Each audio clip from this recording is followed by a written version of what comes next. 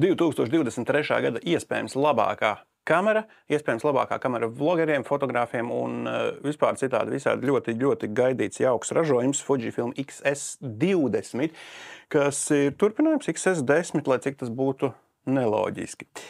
Bet kāpēc šī kamera un kāpēc šis ir kļuvis par pieprasītāko modeli tirgū, par grūtāk nopērkamo modeli tirgū un kāpēc viņš vispār šeit man ir uz galda par to šajā raidījumā? Tātad kamera paredzēta, zināmā mērā diezgan primāri video filmētājiem, vlogeriem, ja? Un es tikko sapratu, ka es ar šitām brillēm izskatos līdzīgs video Ervīnam, sveiciens Ervīnam. Bet tātad kameriņa šobrīd man ir rokā un neskatoties uz sensoru stabilizāciju man ir izslēgta, tā kā jūs redzat, ka mazliet ir kaut kāds šeiks turot rokā, bet ja es viņu tagad ieslēgšu, tagad ir ieslēgta standarta stabilizācija, un vēl mums ir aktīvā saucamā digitālo stabilizācija, kas mazliet nokrupo bildīt, un tad tas viss ir stabilāks. Kāpēc par to runājam? Pēc, ka šī kamera paredzēta, lai jūs viņu staipītu izstieptā rokā un sevi filmētu. Es ieslēgšu tagad aktīvo stabilizāciju. Man pēc sajūtām uzreiz palika, tā kā tas skadrs tāds stabilāks, nevar saprast tagad, kā viņš te man skrāniem kustās uz priekšu atpakaļ. Bet labi, šī ir digitālā stabilizācija, tad sensoru stabilizācija kopā ar digitālo stabilizāciju it kā ir foršāk, stabilāk, bet es joprojām atcerējos, ka šāda poza nest kameru izstieptā rokā ir reāli nērta, tāpēc es viņu nolikšu kaut kur zemē. Nē, es paņēmu otrā rokā, jo man jāizstāsta svarīga lieta. Šai kamerai šobrīd strādā automātiskais režīms, kas saucās Vlog. Un ekspozīcija tad tiek noteikta automātiski, un lai kur es kā pagrieztos, ekspozīcija kamera visu laiku regulē līdzi. Un tas ir lielais pluss šīm mazajām kamerām, gan Sony ZV sērijas, gan Fuji, acīm redzot, tagad XS sērija, XS20 ir vlogošanas sērija. Virsū man ir 12 mm f2 Samyang objektīvs, kas patiesībā ir ļoti ok, viņš fokusējas ļoti smuki. Bet tagad man otra roka piekus, tāpēc šo nolikšu nost. Es godavārds nezinu, kā tie vlogeri šo staipa līdzi un nesā. Tas ir, varbūt jāiet trenēties, vienkārši nav ko čīkstēt. Ir kaut kādi mazie DJI tur Osmo, tagad nopērkami, ko var turēt rokā, kas ir vieglāks. Šis ir mazliet tomēr tāds smagāks. Bet kāpēc šī ir tik populāra kamera? Es jau tikko sāku stāstīt. Tātad mums ir pirmkārt rekura automātiskā funkcija. Mēs varam uzslēgt vienkārši vai no auto, iet un fočēt, vai mēs varam uzslēgt vienkārši vlog, pagriezties un filmēt. Un tas ir ļoti superīgs plusiņš, ļoti jauka lieta, ko arī Sony pēdējā laikā savās kamerās liek iekšā. Proti, visa Sony ZV sērija šobrīd, kas ir vlogošanai paredzēta, arī uztur principā šo absolūti maksimāli vienkāršo vadību, vienkāršo lietojamību, ko es patiesībā ļoti atbalstu. Agrāk, kad mums sāka parādīties tātad fotokameras bez spoguļu ar iebūvētu video funkciju, tur tai video faktiski ir veltīta vesela meniju sadaļa, un tur var visu saprogrammēt, salikt un superīgi viss. Bet, lai jūs tiktu līdz filmēšanai, jums ir principā jānoskatās viens no maniem kursiem vai kāds no citiem kursiem, vai jāizlasa grāmatiņa, kā tad vispār to kameru saregulēt, lai tur varētu kaut ko sākt darīt.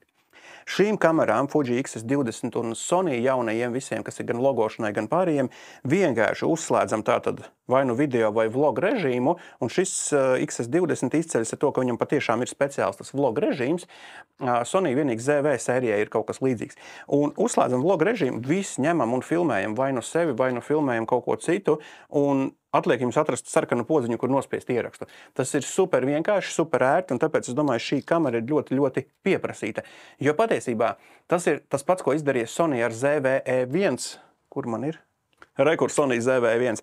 Noliekam blakus kameras, kā jau es kaut kad teicu, ir praktiski identiskas. Atšķirība, protams, ir tas, ka ZV-E1 ir full frame kamera, ZV-10, ZV-1, kā viņiem saucās, ir crop kameras, un Fujifilm XS20 arī crop sensora kamera. Teorētiski vajadzētu būt mazākai, vieglākai, bet viņas izmēros praktiski ir kaut kur viens un tas pats. Šim mums iekšā ir 26 megapikseļu sensors, ko jūs varat atrast iepriekšējās paaudzes, ne iepriekšējās, bet visos pārējos Fujifilmos, tai skaitā XH2S, manuprāt. Un procesors savukārt šeit ir jaunākais no XT5. Tātad, kā par šo runā daudzi cilvēki, tātad mazs korpus un liela jauda iekšā. Sensors, kas ir svarīgi? Uz sensora ir fāžu autofokus, kas arī ir paņemts no jaunākajiem top modeļiem, un šis nebūtu, kā nav top modelis, šis ir viens no lētākajiem Fujiem.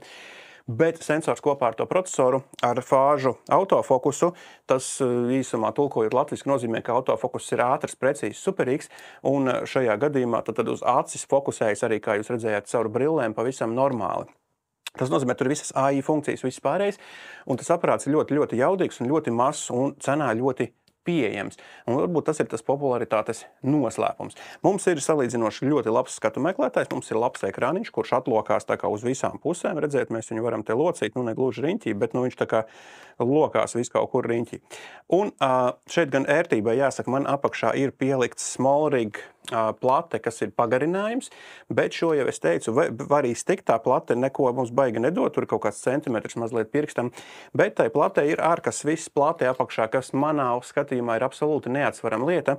Ja jūs strādājat ar vairāk kamerām, tad visām viņām būtu jābūt ārkas viss platei apakšā, un ražotāji to varētu kaut kādā veidā ieviest. Ja? Tātad šī apakšiņa man ir no SmallRiga visām kamerām, gan XS20, gan ZV-E1, ja? Tad arī viss apakšā ir, lai var ātri uzlikt uz statīvu un miers un sākt strādāt un sākt darīt.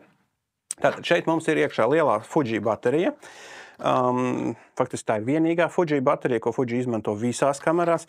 Tur var ļoti daudz fotografēt, ļoti daudz filmēt, un ja gadījumā jūs daudz filmēt, jums liekas, ka tā kamera pārkarsīs, tad aizmugurē jūs varat pieskrūvēt Fuji Fan 001, ģeniāls nosaukums, bet šo ventilātoru jūs varat pieskrūvēt aizmugurē, viņš nopērkams atsevišķi maksā pāris naudiņas, un jūsu kamera dzēsējas, šeit iekšā vienkārši ir ventilators, kurš dzēsē jūsu kameru, un tad jūs varat filmēt principā neierobežotu laiku, cik es esmu mēģinājis, patiesībā diezgan daudz. Ko tā kameriņa var darīt video režīmā 6,2K 30 kadri sekundē? Iedomājieties, tas ir nopietni. 4K 16:9 mēs varam filmēt solīdi 60 kadri sekundē, un ja mēs uzliekam šo, tad mums jāpameklē, kur mums ir, tā sacīt, ierakstīšanas iestatījumi. Mēs varam dabūt H264, H265, all intra līdz 360 megabit sekundē.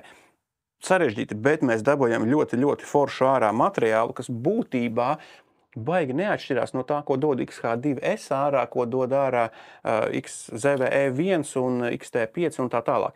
Tātad maza kamera, mazs korpus, un jums ir iekšā viss ļoti ļaudīgas lietas. Bet iespējams to jūs jau zinājāt. Kas tad jums varētu interesēt? Jums varētu interesēt vadība. Šajā gadījumā mēs atgriežamies atpakaļ uz ierasto MASP vadības šo rullīti, kuru patiesi ienīst XT5 vai XT sērijas lietotāji, bet šai gadījumā šis rullītis šeit ļoti make sense. Tātad mums ir standarta fotorežīma. Mēs ejam, uzslēdzam, kādu mēs ar savai mākslai gribam un fotografējam. Mums ir, protams, auto, bet mums ir vlog režīms un mums ir video režīms. Atšķirība starp vlog un starp video režīmu ir funkcijas, kuras jūs varat regulēt. Vlog režīms, kā jau es teicu, ir super vienkāršs automātisks, jums ir uzreiz acu autofokus, jūs varat mainīt video režīmu, kādā jūs filmējat, bet ja ne, tad jums ir standartā, manuprāt, HD kaut kāds ieslēgts no rūpnīcas, un viss ejiet un filmējiet. Mikrofoniņš šeit, jā, tas gan jāsaka, mikrofons ir kaut kur šeit maziņš iebūvētais, un tas netuvu nav tik labs un jauks, kā tas ir Sony ZV-1, ar kuru patiesībā var kaut ko darīt. Šim prasās likt kaut kādu ārējo mikrofoniņu, un mikrofoniņu jūs varat piespraust, šajā pusē jūs varat piespraust austiņas, labajā pusē dīvaina vieta, un kreisajā pusē jums ir tā kā Type-C lādēšana, mikro HDMI pieslēgums, un šeit tāds interesants puļķītis mazs, kur ir augšā mikrofons piespraužams. Vienkārši vienā pusē mikrofons, otrā austiņas, kas patiesībā ir baigi superīgā lieta, jo abi visi vadi ir vienā pusē, tas ir garlaicīgi. Jums ir viena atmiņas karte, kas jums ir ļoti rūpīgi jāsameklē, kur jūs viņu ieliksiet. Viņa slēpjās šeit pie baterijas apakšā. Nekas traks, var atrast, var izdarīt. Un UHS-2, jā, tad ātrās kartes atbalsta. Un viss, mums vēl ir iebūvēta zipspuldze, ar kuru mēs varam kaut ko darīt. Un ieslēgsim foto režīmu, un tad mēs ar to zipspuldzi varam kaut ko izdarīt. Tas atgādina XT30, XT20 sēriju, kur bija tās zipspuldzītes. Faktiski tā zipspuldze baigi tā kā nav vajadzīga, bet labi, lai viņa tur ir. Tad ļoti interesants risinājums. Protams, visas pogas ir konfigurējamas, priekšā mums ir rullītis, aizmugurē mums ir liels rullītis, kurš maina pagaidām expo korekcija, ok. Un kreisā pusē mums ir rullītis bez nekādiem apzīmējumiem. Mēs viņu varam, manuprāt, konfigurēt, bet standartā viņš man ir ielikts uz filmu stiliem, tātad krāsu šīs simulācijas, filmu simulācijas Fuji, kas atkal ir kaut kur tāds neredzēts risinājums no Fujifilm, jo Fujifilm zinām ar to, ka praktiski katrai kamerai tās kontrolas tur atšķirās, vai vismaz katrai sērijai, un ja jūs ikdienā strādājat ar X-T5, un tad jūs paņemat XH2, jūs nesaprotat, kur jūs atrodaties, jo tas ir kaut kas cits. Šeit ir ideja tieši tā pati. Pēkšņi ir kaut kādi ruļļi, kurus var konfigurēt, kurus nevar, kuri kaut kur slēpjas, tad mums ir, fantastiska lieta, mums ir atsevišķi podziņa ISO, kuru mēs varam nospiest, un sameklēt tos ISO, tas ir līdzīgi kā XH2 sērijai. X-T5 atkal šeit ir, labi, es aizplūdu, ir atšķirības no citām Fujifilm kamerām, bet šis ir, godīgi sakot, viens no vienkāršākajiem, ja jūs neiespringstat uz to, vai jums tās pogas vajag vai nevajag. Tātad ieslēdzat, izvēlaties režīmu un viss ejiet un darat. Pārējais, tā kā jums gribēsies tur kaut ko menu konfigurēt, jā, tad jūs varēsiet tur sākt ņemties un kaut ko darīt un tā tālāk, bet tas nav tik būtiski. Vēl jāpiebilst tas, ka aizmugurē mums ir tikai viens joysticks palicis, kuram ir funkcija, tad jūs varat vadīt visu un jūs viņu varat nospiest, kas ir ok, apstiprināt, un apakšā ir menu podziņa un display back podziņa. Tad pogu ir palicis stipri mazāk, salīdzinot ar to pašu X-T5, XH2, un varbūt tas ir tas, par ko mēs maksājam vai nemaksājam drīzāk, ja? Tātad tikai viens joysticks un tikai viena vadības svire, kas ir tas joysticks. No vienas puses, it kā jā, varētu vairāk tās pogas, no otras puses mums ir rekur 1, 2, 3, 4, 5, 6, 7 pogas, kuras mēs varam konfigurēt, un kas patiesībā ir pilnībā pietiekami, jūs varat salikt svarīgākās lietas uz tām pogām un iet darboties, jums arī tas menu nav jāaiztiek. Menu gan ir standarta Fujifilm menu, kas ir patiesībā ok, pierasta lieta, bet tātad tāds minimalistisks dizains. Ļoti labs plusiņš par rokturi, jo rokturis, tāpēc, ka tur lielā bača iekšā, ir liels un parocīgs, un tas ir forši. Piemēram, Sony ZV-E1 es pieliku klāt šo small rig cage, lai dabūtu to rokturi lielāku, un tad es dabūju to rokturi tikpat lielu kā šitam XS20, un šai gadījumā man, tagad ZV-E1 līdzsvarojas ļoti smuki, ļoti stabili, bet bez tā papildus roktura ir pagrūti. Tā kamera ir tomēr pasmaga un relatīvi, bet šis ergonomikas ziņā ir super ērts, ļoti jauks, ļoti foršs, ļoti vienā rokā turams, un jūs varat iet visu ar viņu darīt. Tātad īsais apskatiņš, viss darbojas. Kā lai pasaka, viss darbojas. Bilžu kvalitāte, ko mēs tur salīdzināsim, tur ir iekšā X-T5 sensors būtībā, vai XH2 S sensors. Ir labs procesors, viss notiek forši ātri bez aizķeršanās, nav lētuma sajūtas ne korpusā, jo korpus ir tāds patiesībā, tas ir kaut kāds sakausējums, laikam kaut kas, bet tas korpus atgādina patiesībā ļoti tādu jau stipri dārgāku kameru, un arī visa tā vadība un darbība ir, ja mēs salīdzinām ar X-T30, piemēram, kas ir izteikti sajūtās tāds viegls, plastmasīgs, vienkāršs aparātiņš, tad šis ir kaut kas pa vidu starp X-T30 un XH2, kas jau ir nopietnas, liels tāds metālisks aparāts, bet šeit tā kvalitātes sajūta ir ļoti tāda metāliska, te nav plasmasas sajūta, ka tagad kaut kas kaut kur noplīsīs. Un apkārt mums ir šī mākslīga ādiņa, kas mums te ir tāda, var sakot, ļoti forši, ļoti jauks aparāts. Mīnusi. Es godīgi sakot, nevaru izdomāt nevienu mīnusu. Varbūt viena atmiņas karte, varbūt mikro HDMI ports, mazais, bet godīgi sakot, viens mīnus, ko gribētos, ir normāls iebūvētais mikrofons. Jo varbūt tāpēc, ka man blakus stāv ZV-E1, kuram ir mikrofons ļoti liela smuka kapsula, kas strādā visos virzienos, ko mēs varam regulēt, un pie tā ir pierasts, un tas ir tas, kas šeit prasītos, lai dažās situācijās jūs varat to video iefilmēt bez kaut kāda papildus mikrofona. Ja? Pieņemsim, jūs braucat, ejat kaut kur, jums ir pēkšņi ideja, vajag paņemam kameru, ierunājam, iefilmējam to ideju, ko mēs gribam. Šai gadījumā ar šiem iebūvētajiem mikrofoniem tur vajag apstrādi pēc tam, un tas ir nevienmēr tas skaņas kvalitāte, kas tur būtu tā kā ok. ZV-1 tā skaņas kvalitāte ir ļoti pieņemama, ja jūs viņu saķūnējat, jūs viņu varat izvilkt un dabūt un un tur viss notiek. Šim tas mikrofons ir, iebūvētais mikrofons šeit ir mīnusiņš, un es neteiktu, ka viņu var baigi izmantot, man vienmēr tā skaņa nepatīk, un gribas likt klāt kaut kādu ārējo, bet tas nozīmē, ka ir jāstiepj, jāpievieno tas mikrofons, kas nav sarežģīti, bet tas ir tāds mazliet tāda aizķeršanās. Otra lieta, kas varētu būt tāds nedaudz mīnusiņš, bet tas ir kopumā visam Fuji veltīts. Sony pasaulē ir ļoti fantastiska lieta, kas saucās Product Showcase. Tātad viena podziņa uz touchscreena, ar kuru var atslēgt sejas atpazīšanu, un kamera pārslēdzas uz parastu autofokusu, un atkal nospiežot to podziņu vēlreiz, kamera pārslēdzas uz acis autofokusu.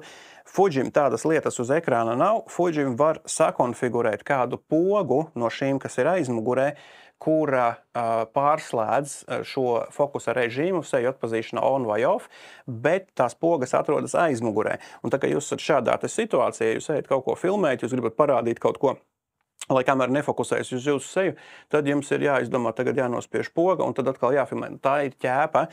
Sony to ir uzlicis uz ekrāniņa, tad jums ir ekrāniņš, jūs vienkārši nospiežat to showcase. Šai gadījumā tur ir šaters ieprogrammēts, ka es nospiežu un fotografēju, un jums kamera fokusējas uz kaut kādu priekšmetu, nospiežat vēlreiz, un kamera fokusējas jums uz seju, uz acīm.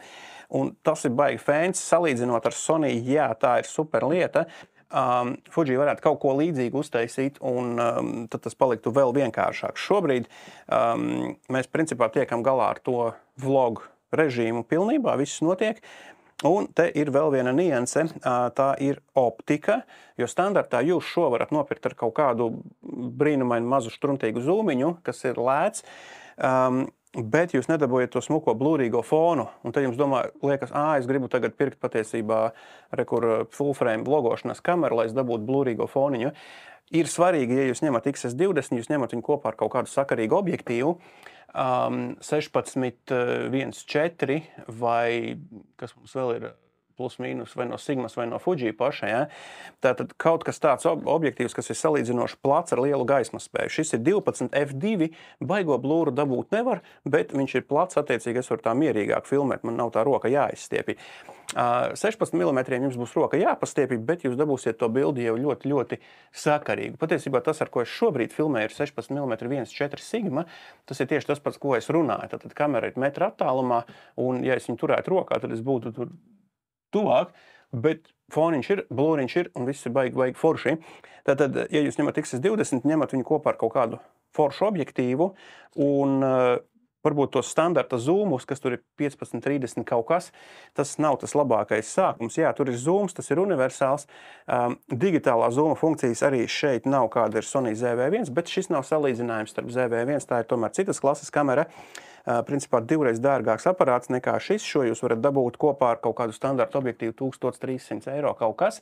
Un visticamāk šobrīd ir Ziemassvētku atlaides un cashback un tā tālāk. Faktiski jūs varat par 1000 eiro dabūt superīgu vlogošanas kameru, ar kuru jūs varat patiesībā arī diezgan labi fotografēt. Un tieši tāpēc šis aparāts ir kaut kur ļoti, ļoti foršs kompromiss pa vidu starp to filmēšanu un starp to fotografēšanu, jo kontroles ziņā, ja mēs ieslēdzam fotorežīmu, mēs esam kaut kur X100V vai, labi, kāda starpība, jūs visus modeļus neziniet, mēs esam kaut kur tādā ierastā MASP pasaulē, uzslēdzam P režīmu, ejam fotografējam, gribam pavlogot, uzslēdzam vlogojam. Un šis ir tas hibrīds, kam, es teiktu, patiesībā jau sen bija jāparādās tirgū no viena vai cita ražotāja, jo, ja jūs gribat nopietni ar šo vlogot vai filmēt vai vienalga, ko darīt. Jums ir mikrofons, jums ir austiņu izeja, jums ir pieliekams ventilators. Attiecīgi pieliekot ventilatoru, jūs varat griezt 4K 60 kadru sekundē non-stop vairākas stundas. Pieliekat Type-C barošanu, jūs varat vispār neierobežot filmēt kaut vai tur koncertus vai vienalga ko. Tātad tas aparāts ir ļoti, ļoti universāls. Fotorežīmā liekam klāt visu optiku, ko mēs gribam, kādu mēs gribam, ja? Visu Fuji klāstu. Te ir pietiekami daudz kadri sekundē, lai jūs varētu izklaidēties ar praktiski jebko. Uzslēgsim P, kas mums te tiek piedāvāts. 30 kadri sekundē, mazliet kropojot nost, ja, no attēla. 30 kadri sekundē, tas ir 20 kadri sekundē jūs dabojat bez kropa. Tātad tas kadrs, kas jums ir sensorā. Un tad mums ir visādi breketingi, panorāma, HDR iespējas, ja, dubulta ekspozīcija. Ja. Te viss iekšā, kas ir citos Fuji, gan lielākos, gan mazākos, mazāk, kas ir X-T30. Un viņš savādāk vadība, bet tā vadība ir uztaisīta kā hibrīds starp foto un video.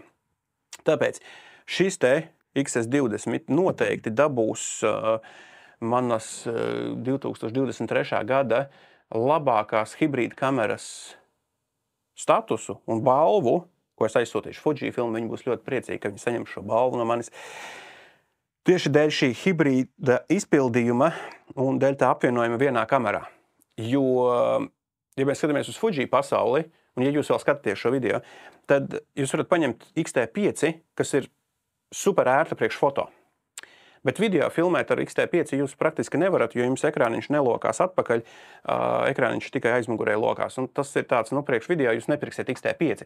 Kaut gan tur ir tās funkcijas. Jūs varat paņemt XH2 vai XH2S, XH2 laikam bija ar 40 megapikseļu sensoru, un iet un superīgi filmēt, un arī fotografēt jūs varat, un tas ir tāda diezgan universāla kamera, bet tur atkal tās kontroles ir tas MASP režīma rullīts. Un priekš fotografijas, godīgi sakot, X-T5 izpildījums ir labāks un ērtāks. Tātad jums ir varianti viens kruts, otrs kruts, bet ja jūs gribat visu vienā, tad vienkārši ņemat šo mazāko lētāku un jūs dabūsiet vairāk patiesībā. Un tas ir baigi forši. Līdzīgi kā es teicu par ZV-E1, ja jūs gribat A7, laikam A7S apvienojumu ar FX3, bet jūs negribat pirkt dārgo FX3, jūs vienkārši nopērkat šo lētāko un jūs dabūjat vairāk.